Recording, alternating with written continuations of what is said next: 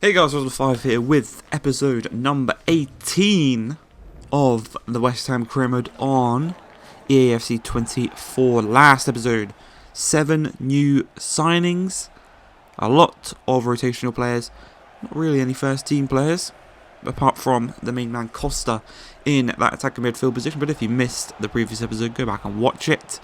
It will go through a lot of the happenings from the previous season and what we plan to do this year. Kicking it off, we obviously drew against Liverpool to start the season at Anfield, our first game at the London Stadium. Villa, another team who caused us a lot of problems last season. I think they smashed us up. Well, they smashed us up the first time, and then the second time, 4-4 draw. Early penalty, great save from Georgie. The rebound save wasn't so hard, but still nice to claim it, and he started a nice little counter attack. Willian Onto, too quick for Matty Cash. Lovely 1-2 with Tammy, and he is basically through on goal at this point. 1-on-1, cuts it back to Lucas Paqueta. First shot blocked, second shot, going to just try and recycle it, try and find some space. Willian Onto dinks it in, and unfortunately the attack comes to an end. But the team is very high on confidence right now. We're playing some nice football, some nice attacking football especially, and it is much different to the beginning of the previous season. And I can definitely see the benefit of not having as many midweek games as last year. Obviously we do have the rotation now.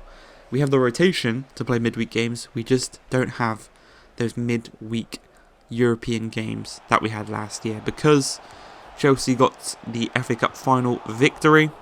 We finished in 7th place, so they obviously took the Conference League position away from us because they finished below us in the table. So overall, a bit unlucky, really, I'd say, not to get Conference League football, but just like how we're a bit unlucky in this game, to go 1-0 down. Oyen, I think he scored against us a few times last season. All of our attacking threat throughout this game, and we are the team that goes 1-0 down. Emi Martinez is having the game of his life as Jared Byrne finds Paqueta. Quick equaliser, no, ain't going to happen. Denied by Emi Martinez from the corner, whipped in. Tammy can't quite get it, can't quite rise high enough. Costa on the volley. Great save again by Emi Martinez. There's 2 minutes remaining. I've forced the boys. I've gone into a 4-4-2. Tammy and Archer up top. Trying, just pressing, get the damn ball. It's kind of not worked out in our favour as Oyen almost scores a second. Thankfully denied by Georgie, but as he comes to claim the ball, over kick attempt by Diaby blocked off the line.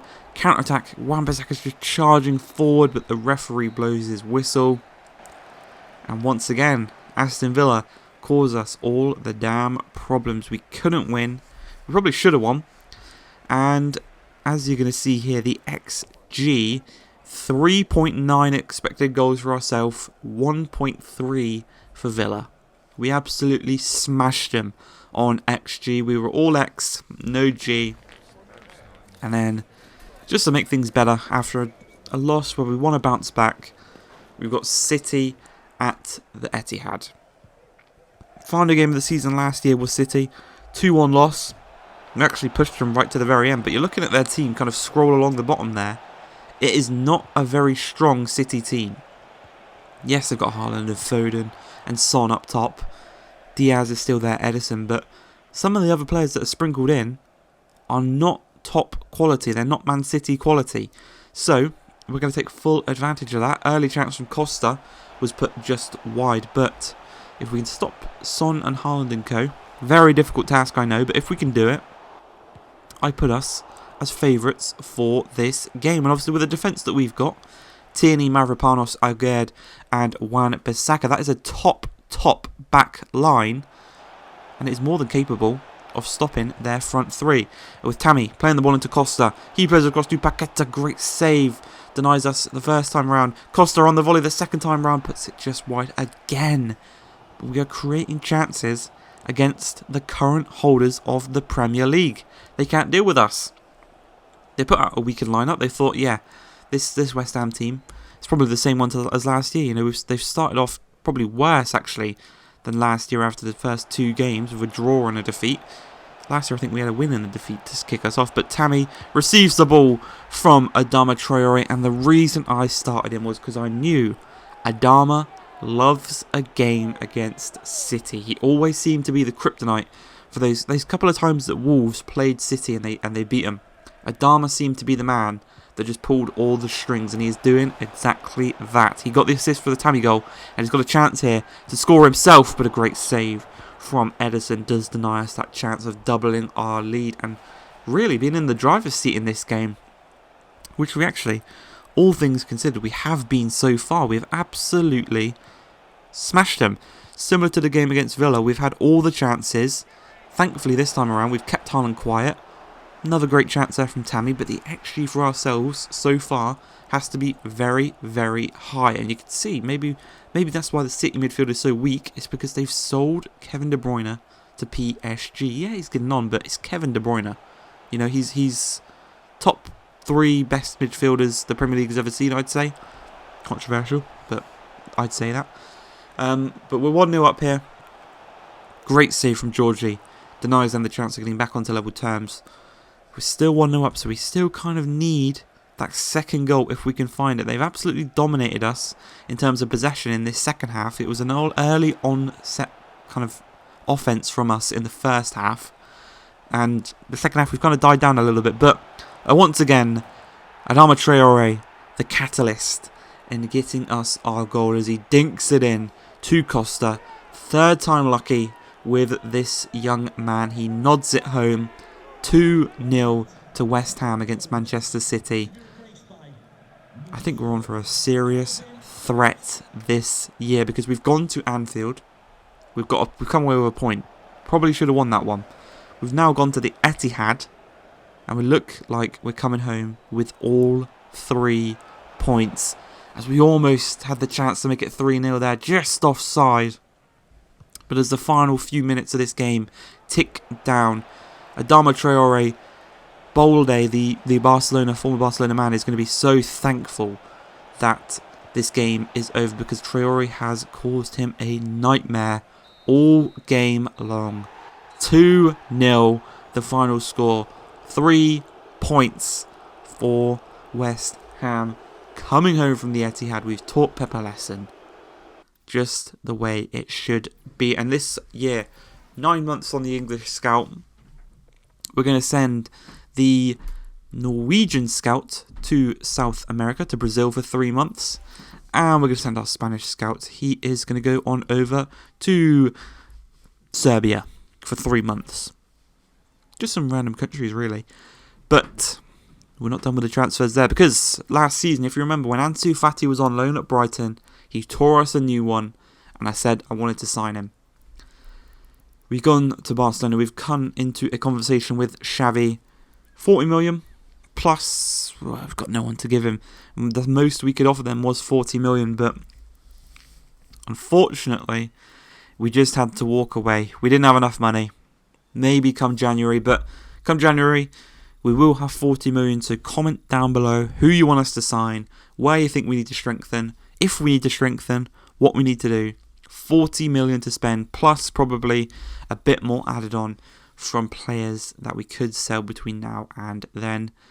But we're coming to deadline day. We tried to get Fati over the line, didn't quite work out, so we are going to count down the rest of the day until a big offer come in. Willy Gnonto. Now at this point, I couldn't go back in for Fati. I could have got the money here from the Gnonto sale to United, gone to Barca, got Fati. But because I couldn't get that done, I wanted a bit more money than they were going to offer me, because it's deadline day, because I can't really go and get a replacement. Kudus isn't quite fit just yet, but they didn't want to pay that kind of deadline day premium on the player. So yeah, we just kind of talked him out of a deal. Saïd Benrahma has been sold because Kudus is close to his recovery, and obviously he won't leave until January, so that is fine. Kudus and Gnonto are going to be our 2 left midfielders. Saïd Benrahma not really needed. Now, the final game of today's episode, Wolves in the Premier League. We've had Liverpool a draw. Villa we lost. City we won. So that is one of each to start the season. If we can go and get another win, that would be very, very nice. And well, after his great performance against City, Adama Traore almost started the game off with a goal against Wolves, his former team.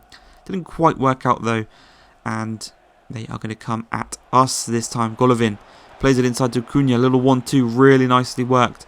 You know, Wolves are a team we need to get our revenge against, because I think they're the main reason we didn't get European football, because of that 4-1 defeat near the end of last season. We played poorly, we lost. So we want to get a revenge, avenge our previous selves for that defeat, and prove that we can beat Wolves, basically. As Paqueta plays it into Tammy, he turns his man brilliantly, he strikes it past Sarr, and he scores once again. Couldn't quite break the record last year. He's got another bite of the cherry this year, because no big offers came in for him. You know, he probably saw the project that was being built here, and he decided to stay. Thankfully, no offers came in for him, because obviously we have no European football, so realistically, if an offer came in for him, we probably would have sold him. Thankfully, that didn't happen. Come January, we could be saying different things, but we are 1-0 up here. Kieran Tierney, for me, that's a battle of strength, and he just proved he's the stronger man. For the referee, it's a penalty. Unfortunately for ourselves, Wolves are going to step up 12 yards away. I think it's Mateus Cunha up against Georgie. He's already saved one this episode. And the cheeky little Brazilian chipped it down the middle. And we are back on level terms, 1-1 in this game. Still in this first half. Wolves coming right back up at us. This penalty, it gave them some confidence. Some confidence that we didn't really want them to have. So we're going to have to try and eliminate that one straight away. But Golovin finds Kundal, and a great save by Georgie does deny them of going in front and flipping this game on its head. But the second half, completely different story. Costa finds Tammy. Just lovely fancy footwork there from the big man. Finds Jared Bowen out wide. Paqueta was starting to speed things up. He's sliding, slipping, screaming through people. Great shot. Should have probably went in, but a great save from Sarr did deny us of that chance, and a counter-attacking opportunity here. But Aguerd says no. Jared Bowen sees the space made by Tammy. Perfect touch into the space, and a perfect finish across goal. Makes it 2-1 to West Ham. Tammy Abraham, both the goals. Seems like a man on a mission trying to break that record. Couldn't quite do it last year. He equalled it last year. If we can get that one extra goal, we could have done it. But late flurry from Wolves. Deny them the first time. Second time, they have another chance. 10 minutes remaining. De La Cruz cuts inside past his man. Finds the goal scorer Cunha. He finds Correa out wide. They're still creating. We've kind of turned off in this game. But we are going to see it over the line. Only just. But a 2-1 victory. Back-to-back wins in the league is the perfect little thing. The disappointing loss to Villa, but I think a win against City definitely negates that one. But I hope you guys have enjoyed today's episode. If you have, please like, subscribe, and peace.